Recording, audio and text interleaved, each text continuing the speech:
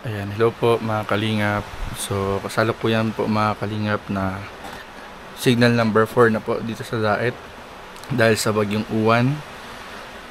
Oras po ngayon ay 3:31 AM at ito po, brownout na po kanina pa dito sa Daet at umaasa lang po tayo sa ilaw ng flashlight. Ayan po, so hindi rin po ako makatulog dahil sobrang lakas na po nung hangin at ulan. At ayan po, medyo madilim din.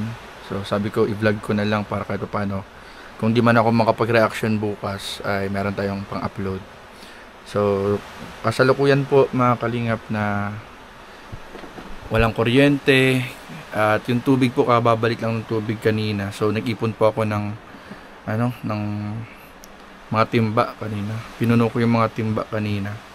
Kasi ilang araw na parang humihina bigla yung tubig.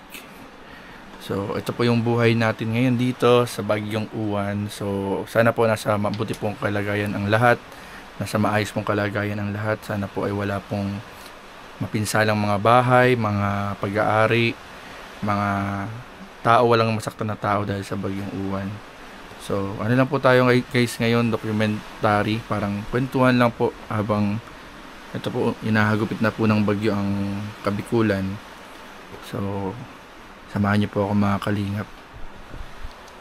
At papakita natin sa inyo yung mga naganap ngayong mga oras na to po. So, ito po. Buti na lang po ay meron tayong, ito may mini fan dito na order ni kapatid sa Shopee. So, maganda po ito kahit paano ay may electric fan na chargeable. Ito po, chargeable electric fan po mga kalingap. Malakas din naman. Ayan, natin nyo guys. Malakas din. Mayroon siyang dalawang battery backup na chargeable. Charge na namin siya bago pa dumating yung bagyo. So maganda nakapag-announce naman po ngayon ay nang mas maaga yung mga nagbabalita ng weather. So kanina rin po ay hinatid po namin si Papa sa hotel kanina. Meron po kasing hotel dito na malapit sa bahay. So, si Mama at si Papa, tsaka si Bembem, yung pamangkin ko, doon na sila natulog kasi expected na namin nung kapatid ko na mawawala ng kuryente kapag malakas na ang hangin at ulan. So, hinatid na namin sila kanina habang di pa malakas yung ulan. Kagabi. Kagabi pala kasi madaling araw na pala ngayon. So, hinatid na namin kagabi. So, doon sila ngayon. Kasi, hindi rin po pwedeng mainitan ng sobra si Papa kasi sa sitwasyon po niya. So alam niyo naman po, 'di ba? Nagre-recover si Papa. So inuna na namin doon tapos kami ni kapatid yung nag-stay ngayon dito sa bahay para magbantay po. So ayun po. Kahit paano po ay okay naman po doon si Papa. May generator naman. Pero dito sa bahay, wala nang kuryente kanina lang ng bandang 12:00 ng gabi. Tapos kami lang ni kapatid ngayon dito. Ayun.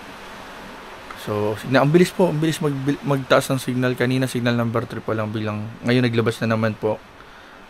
Signal number 4 na daw po. So, napakabilis. Under na po ng signal number 4 ang Camarines Norte. So, mamaya-maya po ay titingnan din namin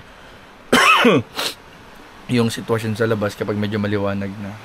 Pero kasi ang balita po, ang pinaka parang dating ina-expect daw na magdating dito sa magdating yung bagyo linggo ng hapon or tanghali, yan mga ganyan po. Wala pa po, linggo pa lang po ng madaling araw, signal number 4 na agad. So mas mabuti talaga yung nag-iingat na ng maaga at naghahanda. Pero ayun po, siyempre pinapag-pray pa rin po natin na narinig po yung lakas ng hangin tsaka ng ulan. Tingnan niyo po guys, samahan niyo po ako guys, pupuntahan po natin yung silipin natin sa bintana kung gaano kalakas yung hangin at ulan.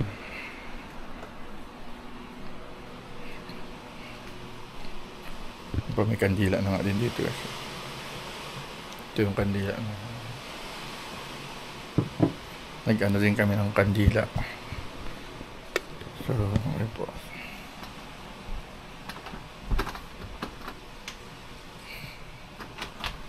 Pakinggan natin po yung ayun, maririnig niyo po.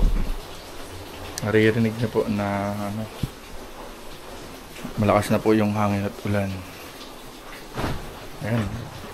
Parang magigiba na yung taas ng ganun niyo po.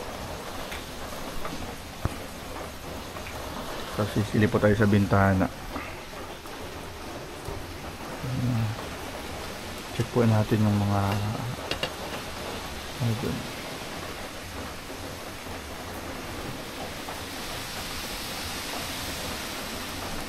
Medyo rinig na po yung lakas ng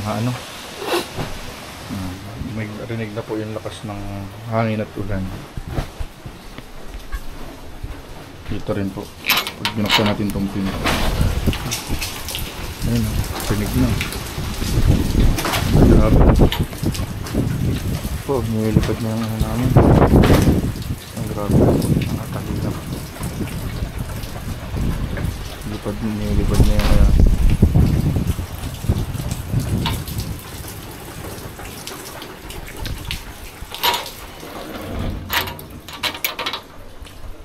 so yun po ang natin sitwasyon dito sa bagyong Uwan.